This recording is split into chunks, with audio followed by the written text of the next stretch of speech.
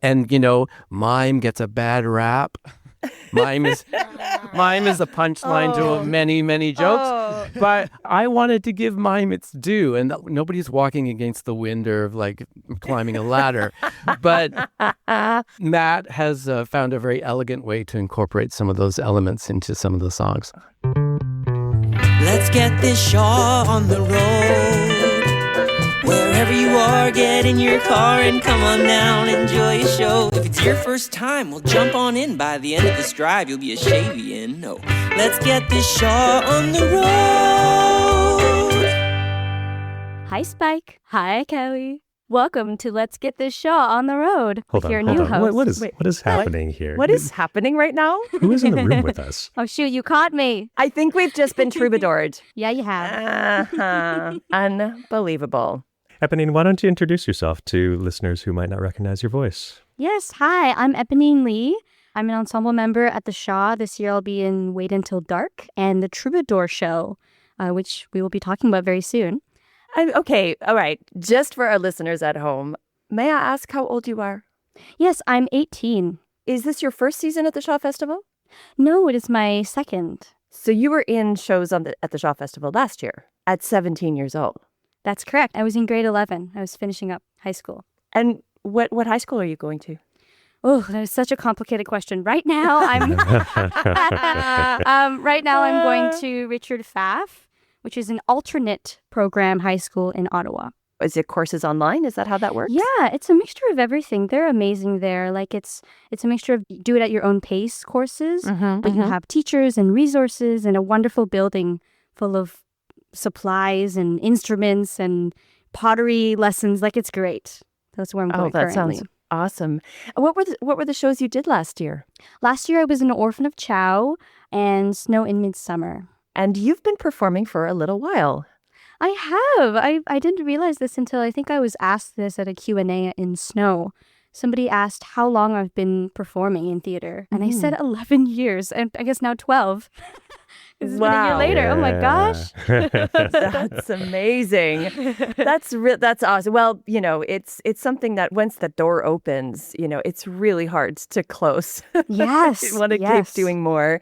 And these wonderful opportunities you have. And this year, it's really exciting because you're actually building your own show. Is that right? That is correct. Tell us a little bit about it. We've had the idea that there have been others who have come before with this performance called the Troubadors. But can you tell us a little bit about what it is and what you're doing special with yours? It's kind of just like a very open, relaxed performance where you can kind of do anything. So I've taken it as a mini concert series where right before a matinee or an evening show, people who show up early and kind of have nothing to do, they can be entertained by moi, doing some songs and storytelling and just a little bit of connection right before they get into the show. Fantastic. I've heard that you're quite a songwriter. You write your own material. Is that right? Yes, that is right. I love songwriting and music. I was like, I don't know, I could literally do anything. TC and Kimberly, they both came up to me and were like, here's the Troubadour. Do what you want with it. Like the world is your oyster. So I went, you know what? I really, really want to get more into Shaw. I find that his writing is so relevant to everything that's happening today. And I was like, it would be really cool if people came to the Shaw and experienced his stories come to life. And so the idea of what if Eliza Doolittle came onto stage and started playing Just a Girl by No Doubt and then told the story of her life through music. Oh. So that's sort of my thesis. It's sort of what I'm playing around with. Oh, I love that. What plays and what characters have you explored? I've done Eliza Doolittle, Major Barbara, Vivi Warren, and Saint Joan, which is my personal favorite. Wow. And how long is the show? Like, how long do you have to go through these? Technically, I have from noon to whenever the show starts, but I think I'm going to keep it on the shorter side. So it's going to be about 20 minutes. So if I was coming down to the Shaw Festival and I've got my tickets for a matinee at 1:00, if I came down a little bit early, then I could actually come out. And whereabouts in the festival, like on campus, where are you performing? Where would I find you? Good question. You can usually find me where the little tent is, in the courtyard. where all those Right. big tables are. Like, you'll see like the little garden. You can see me performing there. I may also travel around to closer to the Spiegeltent since it's been relocated this year to a very beautiful Yes. location. So I'll be around those two places. And how long? Is it every day or do you have like multiple shows a day? I think it's only one per day as far as I know. And it happens around 4 to 5 times a week. And from what I understand, you don't need to have a ticket. You could just literally walk up.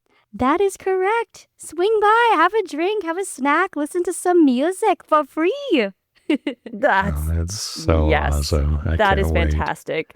I'm so glad that you totally hijacked the start of this episode, Eponine, so we could hear more about your incredible piece that you're building. And what a great opportunity to be building your own show and that opportunity, like to perform it 3-4 times a week. That's incredible.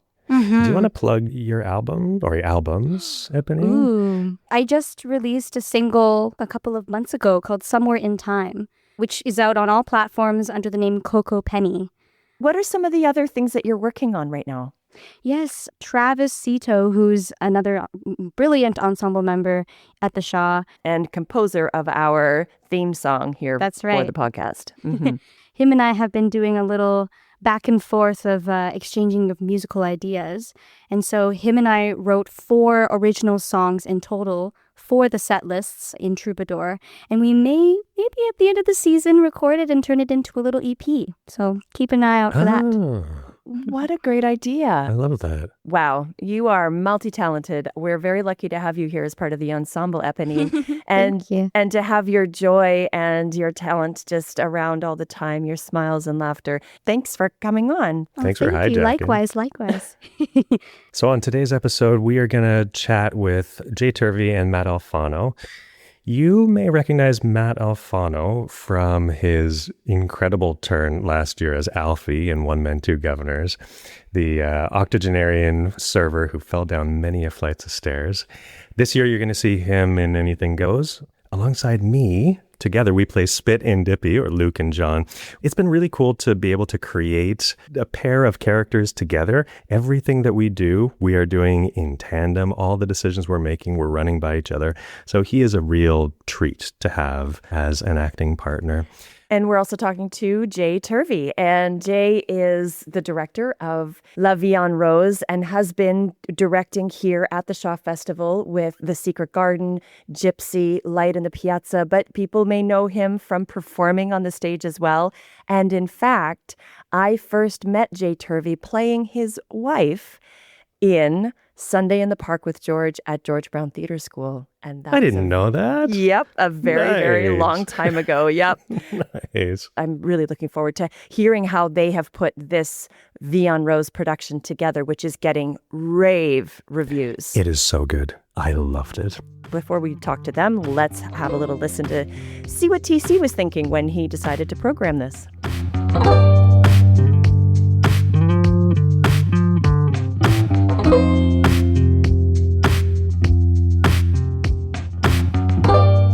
Ever since we started playing in the Spiegeltent, we've been experimenting with what kind of format works best, what kind of art really pops in there. And although we've had many very successful experiences, it feels to me that the most relaxed and enjoyable version of the Spiegeltent is as a home for song. And when we did Cabaret and the Cotton Club last year, we really hit the jackpot in terms of the feeling in the room, that it just suited the glamorous, slightly naughty, slightly seedy feeling of the Spiegeltent. And of course, those are all words that could apply to Parisian cabaret.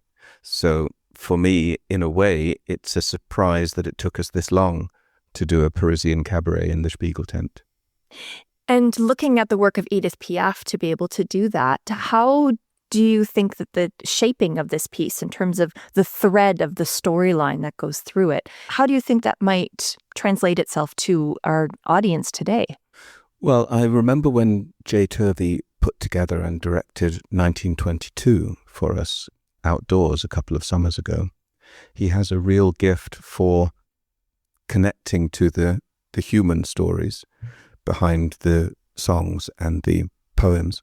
So I think what is inextricable from the pleasure of Parisian cabaret is that sense of the extraordinary personalities behind it, not just Edith Piaf, but all of the people that you'll see in it. They're such extraordinary primary colours characters who love and hate and suffer and take delight in a way that feels like it's 10 times stronger than we are. So plugging into their crazy self-destructive energy for an evening is kind of wonderful. I don't think I could live like them, but having an evening with them is very life-affirming.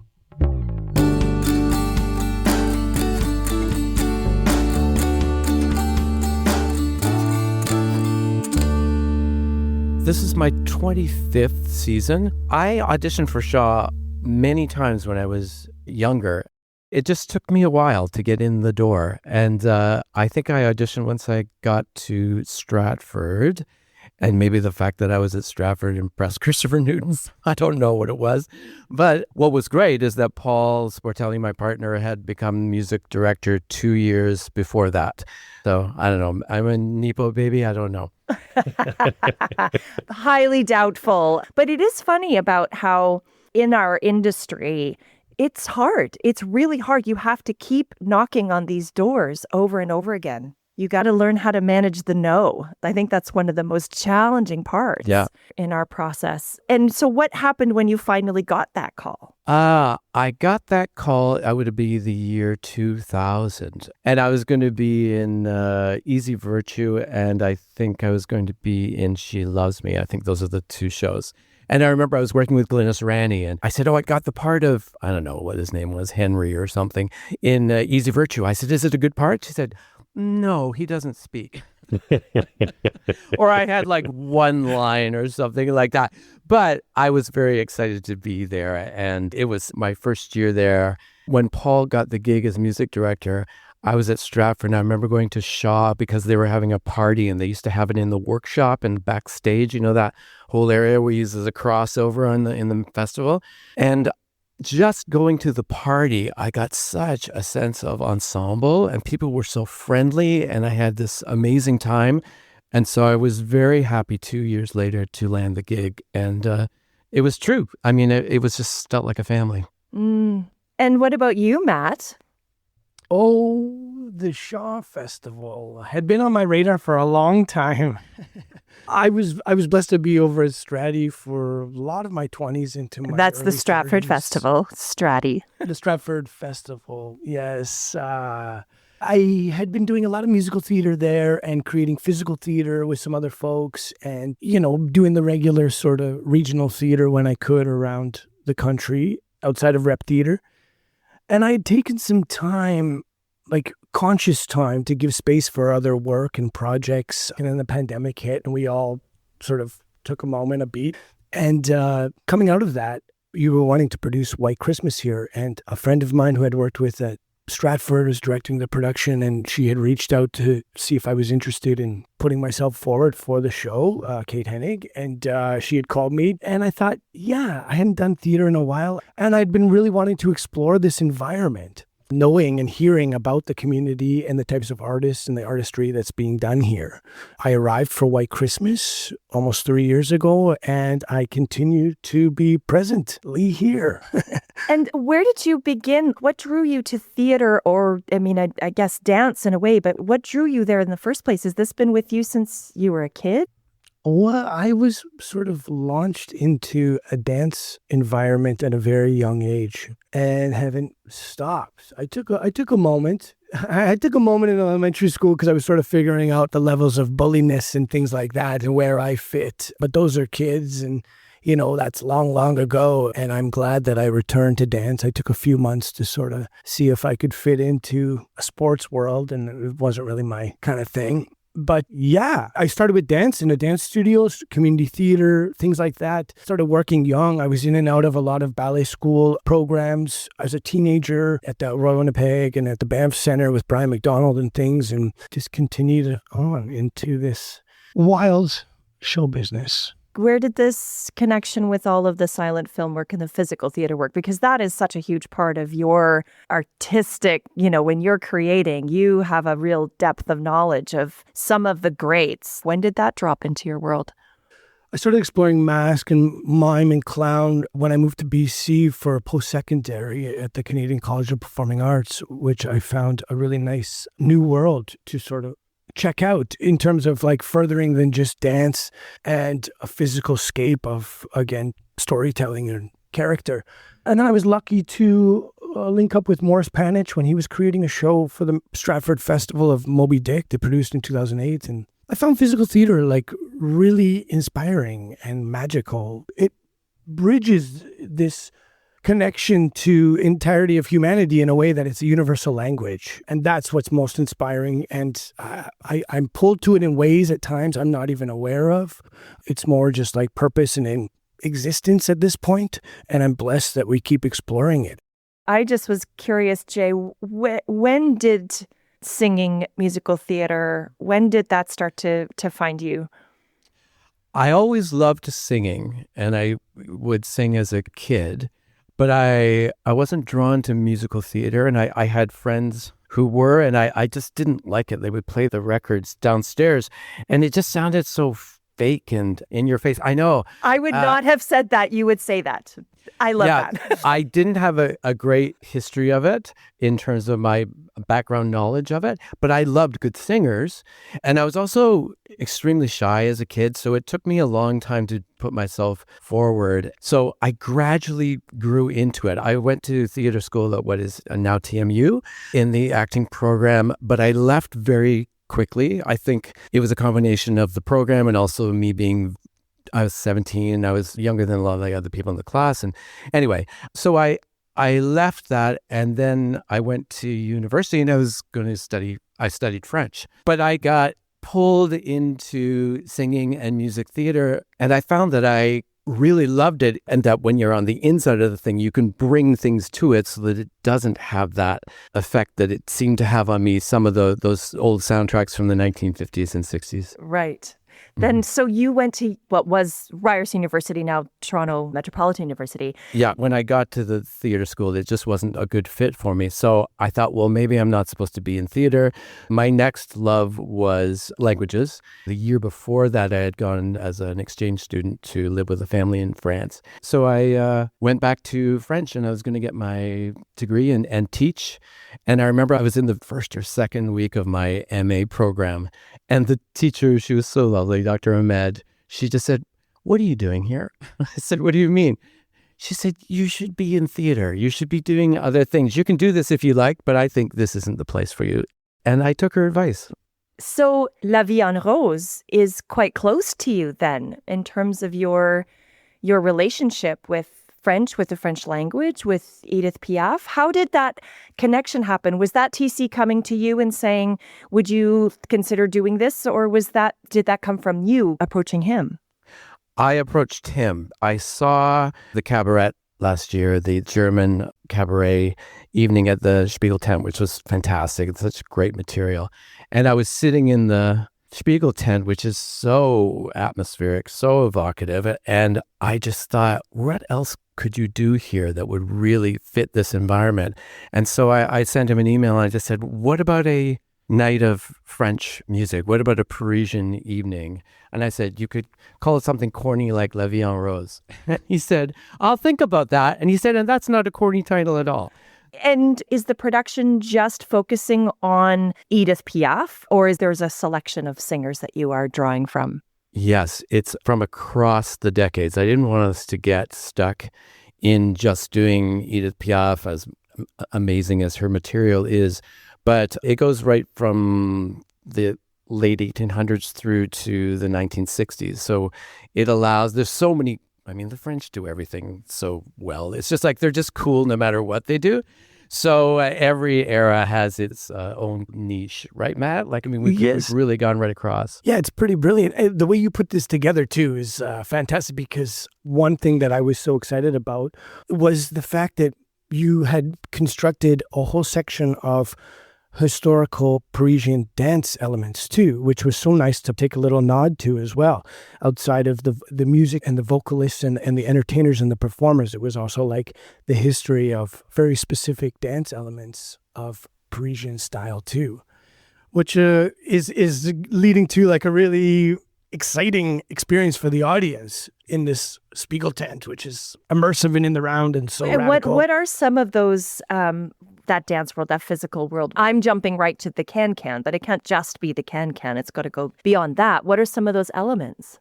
Well, there's Java, La Java, which is a dance that was done in a lot of small cafes. It evolved out of the waltz, but because these clubs were so small, the extended arm became a bent arm and the bodies were closer together. And in fact, it was outlawed in a number of places where they would be shut down because the dancing was too intimate.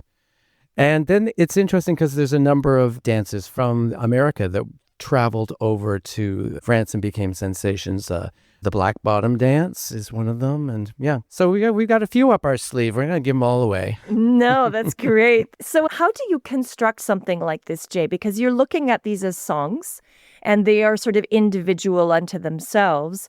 What were you looking for? What were you and Paul wanting to pull out or thread through the putting together of these pieces?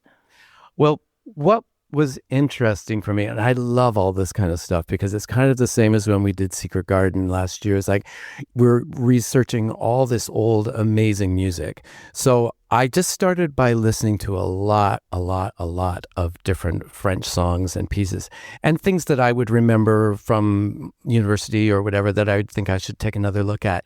So then you just amass this material. And of course I had if anybody ever wants to do La Vie en Rose 2.0, I've got 3.0, son of La Vie en Rose already. But so then you just start listening to these pieces, and in a way they started kind of grouping themselves into sections. It just seemed like, oh, here's a whole bunch on love, lost and found. Here are a whole bunch about the celebrities, the people who are actually singing the songs. Here's a whole group of songs that are about dance and movement. Then there's a number of songs that became hits both in English and in French. Oh, and okay. So, yeah, and sometimes they were hits in French first, or sometimes they were hits in English first. And so what we've done through the evening is also perhaps you'll sing a verse in English and then sing it in French. And it's also a way of keeping the entire audience engaged, because we don't want to have an evening where people are just listening to the French language, as beautiful as that would be, but it's trying to be more inclusive that way. And what's so interesting about these songs too is when you look at the lyrics, often the lyrics in French are much more direct and much more passionate. And the English lyrics tend to, this is a generalization, but they tend to be a little more gentle and a little more sugar-coated, I would say. And that just speaks to the French way of just grabbing life and running with it. Yeah. So at what point did you bring Matt into this? And I wonder if the two of you could talk a little bit about how do you take the music on the page and this sort of construct idea, how do you begin to physicalize that world and bring it up on its feet? Matt, when did you meet me? We met each other. I remember you going all the way back to us meeting. I remember you popping into the dressing room after a white Christmas to say, hey, hi, I'm Jay. Great job. And then peaced out real fast. And then I was lucky to be a part of assisting Jenny on Gypsy with you. And when I stuck around at the festival, so I got to be in that particular role of a creative team where it's a bit more of like voice from afar, right? You know. So, and I just want to make sure. So, Jay, you directed Gypsy, and Jenny's, and it was Jenny Simonia who was doing the choreography, and Matt, you were assisting Jenny. So, it's a really kind of a great lineage, like you say, kind of setting up this relationship where you are working together in this collaborative environment. Yeah, absolutely. And also, I would just add that Brigadoon was originally choreographed by Linda Garneau, who is a good friend of both mine and Matt's, and she and Matt go back much further than I do. And then Matt came in the second time we did Brigadoon to set Linda's choreography. So I got to know him well that way too. Right. And so then how did you start this process for this show? Well, we were already working on Anything Goes together, and we had just connected to hit the studio and talk through the concept. And Jay and Paul had already constructed such a great outline and had an immense amount of material that he kept just saying, like, I got to keep narrowing it down and truncating things to make it a 90-minute cabaret, essentially. So we hit the studio anyway, creatively, and we just talked through things. And he said, these are the things, the styles of movement, and most of them I was already familiar with. Yeah, and we just started chipping through the show and just jamming and jumping up on our feet and brainstorming. The storm was a brew and heavy. The good thing about Matt, he just likes to get up and do, and that's one of the first things I usually say when I'm directing a project is you can sit around a table and talk about all the reasons why something might work or where something might not work or why you disagree with that, but you never know until you actually do it. And you might get up on your feet and find out, okay, that's not what I was looking at, but something else transpires or appears. And so the good thing about Matt is he likes to get up and do as well. We actually introduced the idea of street buskers, and that introduced a whole new venue for a movement to be put into some songs that we didn't anticipate they would be. And, mime gets a bad rap. Mime is the punchline to many, many jokes. But I wanted to give mime its due, and nobody's walking against the wind or like climbing a ladder. But Matt has found a very elegant way to incorporate some of those elements into some of the songs. And maybe we can talk about that, about when the cast comes in and creating this new work, but also wanting to fold them into the ideas and where the creative juices have been flowing. What's that process to translating that to a cast? Well, these types of projects are really exciting because even though they have historical elements and lots of information of brilliant artistry, when you're working with other artists in the room and you can be explaining something to them or showing them a piece of something that we're emulating or referencing or inspired by, and watching that sort of light bulb moment go off where they jump on board or everyone's learning and growing and experiencing further together. It's great when you get other artists in the room who aren't necessarily a part of the earlier pre-production creative stages of things. And it's just nice when you see them sort of like had that light bulb moment where everyone's like, wow, I'm on board. And I'm also learning. And I'm really excited because we're diving into an area that I don't necessarily know too much about. But that's what's so exciting about art. The cast is incredibly... They all said yes. Nobody ever said, I don't think I can do that. I don't think that's a good idea. No, it was amazing. It's good. And it's just a small, it's like 8 of us. And I should mention that I'm in it as well. So I encouraged a collaborative spirit, which allows people to take something that Matt and I have thought about, and people felt free to say, well, what if I do this? Or what if I do that? No one ever said no. This is a group of physically daring people. There's some things that we asked for or didn't ask for, and I'd think, wow, that is amazing. People like Eamon Stocks and Alex Baticki and Celeste Katina, that those young bucks. You got it. You got it. Incredible. And you said, how about this? Yeah. And they say, oh yeah, sure. And I'd like, are you sure? Oh yeah, I'm fine. In fact, what if I do this and this? And it's pretty amazing. They just kind of shrug it off and say, yeah, I can do that. What else do you want me to do? Also, we have Eamon plays guitar. Patty Jameson plays the accordion. That will be folded in. We also have a trio, bass, drums, and piano.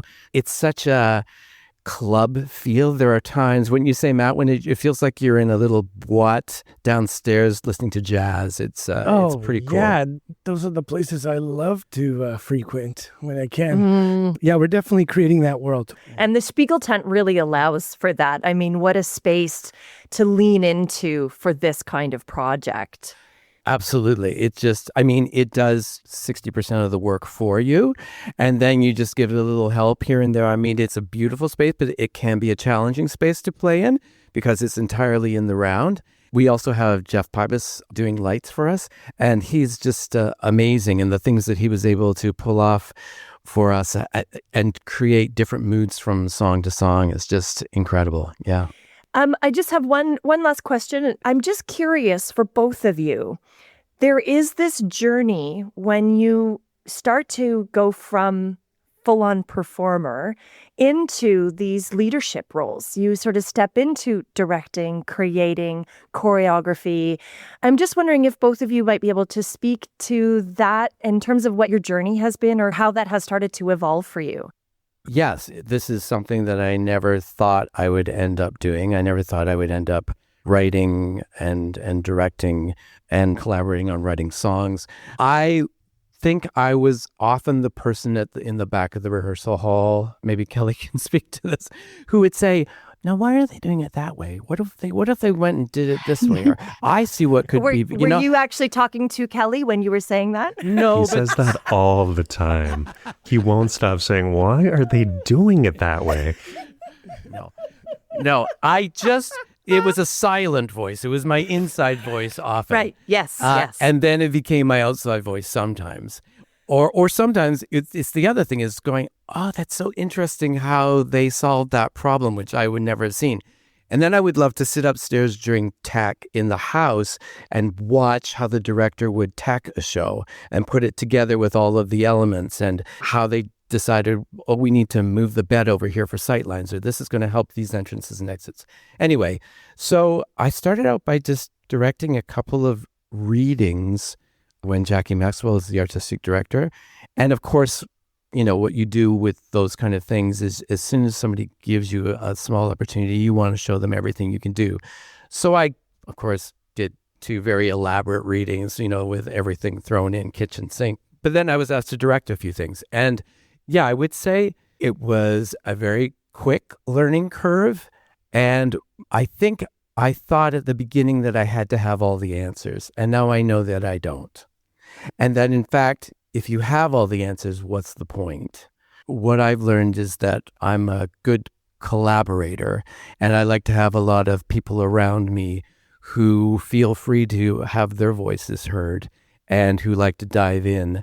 And so as much as I'm a director, I like to think of that word, in fact, like directing traffic. Yes, I'm the person who is going to show you what direction we're moving in, or I'm going to decide what direction we want to go in, rather than somebody who just is going to put their stamp on everything. And I feel that just my favorite thing to do is be in a rehearsal hall with a bunch of people who say yes. And can I chime in and just say that Jay and I worked together on Light in the Piazza, and for me as an actor, it still is one of my favorite times working with a director in the show. Exactly what he's talking about, the collaboration, the fact that it feels like we are all in this creating it together instead of a hierarchy. It frees us up to be our best selves, be our best actor selves, and create this world all together as a team. I would also add that as an actor who came through the ranks primarily in musical theater, I often found that I myself and other actors, they're starving for directors to take them seriously as actors. Yeah. And so I know the talent that's around me, but sometimes you're not being asked to take it as seriously as you might if you were in a play without music. And I wanted to give all my friends who are wonderful actors the chance to be treated as actors and to be asked questions and to be given challenges as actors rather than people who sing and dance and move around. I certainly know that there's a lot of people who are very grateful for that opportunity in your room to go further and to explore those levels within themselves as performers, as opposed to just, hit that note, hit that spot, get your leg higher. And that's the thing about musical theater is it is both the equivalent of an Olympic sport, but it also has scene work in it, right? And it doesn't matter how high you can kick your leg or how many pirouettes you can do if the scenes don't land, as far as I'm concerned. So it's doubly hard. It's like you are both doing the acting thing, and then you are also, you can't sort of hit an A flat. You have to hit the A flat. But then in this other area, in between nailing it, you also have to be very creative and malleable. And what about you, Matt? What's this journey to choreography where you find yourself and directing? I mean, you've done these creative projects with the films, your physical theater films and that kind of work. What's that leadership? What's that stepping into that place for you? You know, outside of being what type of leader you're hired to be in that room, you want the artist, at the end of the day, they're the ones that embody the work. So you want them to have the most ownership over it and what works best for their vessel and for their shape and for their weight placement and for their voice and for their eyesight, all the things, right? So I got more comfortable and more invited into those conversations many moons ago. And as it's gone, I feel incredibly blessed with the abundance of things that show up, such as this particular project. And I might be bouncing out of what you were asking, but a person, an artist, extends to like a performer and a creative, and going in and out of those lanes and finding a sort of sustainability, whatever that may be as an artist. A lot of folks, sometimes you'll hear this conversation, well, now that you've transitioned into this area, that's all you're going to focus on. Ah, right. So that you got kind of pigeonholed into, oh, you're not dancing anymore, so now you're just the choreographer. Right. And that's essentially show business in part of a nutshell of show business, the idea of pigeonhole and the things. But for me, I'm the type of person that aspires to continually to push myself into the areas of myself and my artistry that I'm unaware of yet. I mean, there's a natural evolution to it, but at the same time, it can pull you in multiple directions, right? It can be a bit of a wrestle. It can be a juggling thing, just as you evolve as an artist, you know, how to step outside and keep those new ideas coming and keep that inspiration going. Okay, last question. I'm in the car. I am coming down to the Shaw Festival. When I get in and I see this show, what is something that I should keep my eye out for? Is there a little Easter egg or a little favorite moment or a little something that just, you know, I have a little inside information and I'm going to keep my eye out for this? If you're a fan of Gene Kelly or any MGM musicals, you might watch out for a little Gene Kelly and MGM reference early on in the show. Wouldn't you say, Matt? Yeah, I would say that the MGM moment of Gene Kelly is a nice one that I hope most people would get. All the other stuff is going to be like a sort of a beautiful experience of connectivity and community. Thanks for having us today as well. I just wanted to say collaboration is the number one focus in a creative world. I know Jay was talking about that earlier, and I sort of, you know, I tend to bounce around thoughts one from another. And I just wanted to make a reference back to that. It was like the collaborative communication is like one of the most beautiful ways to move through it. That's so great. This has been an amazing conversation today. And again, just the connection from your own personal journeys, where you started from, how things have crossed your path to finding each other and finding this project in this way. It's been really fantastic to get just that little bit of insight into that journey for both of you. Thank you for coming and being on the show. Thank you. It was a pleasure. Yeah, thank you. La Vie en Rose is playing until September 25th. Tickets available at shawfest.com. Thank you to Jay Turvey and Matt Alfano for joining us, and thank you, as always, for listening. And a special thank you to Eponine Lee. You can find a link to her music in our show notes.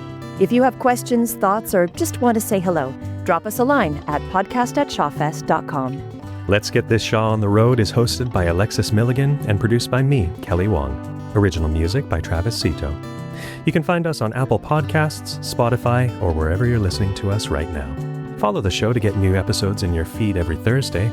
And if you're enjoying it, leave us a review. It helps others discover the show and join in on the conversation. Next week, we are joined by Travis Cito and Cosette de Rome.